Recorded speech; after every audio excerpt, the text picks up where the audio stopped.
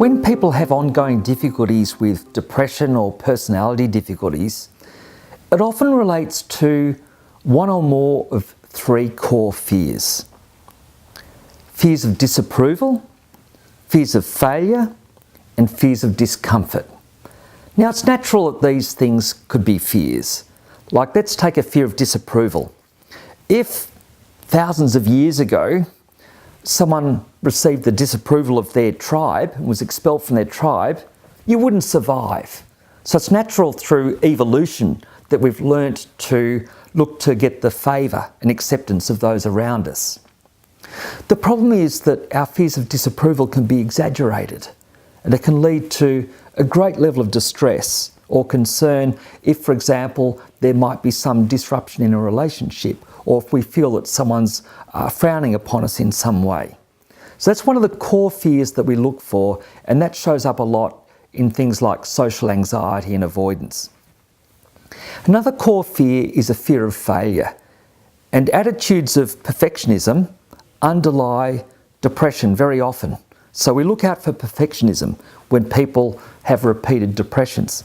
And so this is where we're not just aiming for success, but expecting ourselves to succeed at a very high level, even if that might be an unfair expectation on us. Because there'll be some situations where there are so many demands on us that we can't expect to achieve at our very best, and nor do we always need to. Sometimes 80% could be good enough rather than 100% all the time. So when people can identify that they have maybe an extra rigid or excessive fear of failure, and recognise that, well, we can't always achieve at our best all the time, and actually we can also learn from failures. It's not all bad if things don't always go well. It's a part of life. Then that can help people, in a sense, feel a greater self-acceptance. Then there's the fear of discomfort. Well, it's very uncomfortable to feel anxious or distressed naturally. However, if we have exaggerated fears of discomfort, then we can become very distressed about our anxiety or sadness or distress. Whereas painful feelings are a part of everyday life. It can come up with loss or conflict or excessive demands for a period of time. So part of developing our emotional stability is recognising that painful feelings will pass. Eventually they'll settle. Our distress might increase, it'll eventually level off and then come down.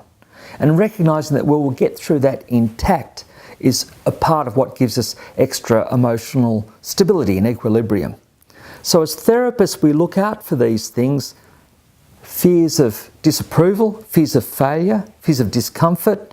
And when we recognise that we can bear with those situations, even if it's uncomfortable and concerning, we bear with those situations and come through intact, that helps our emotional stability.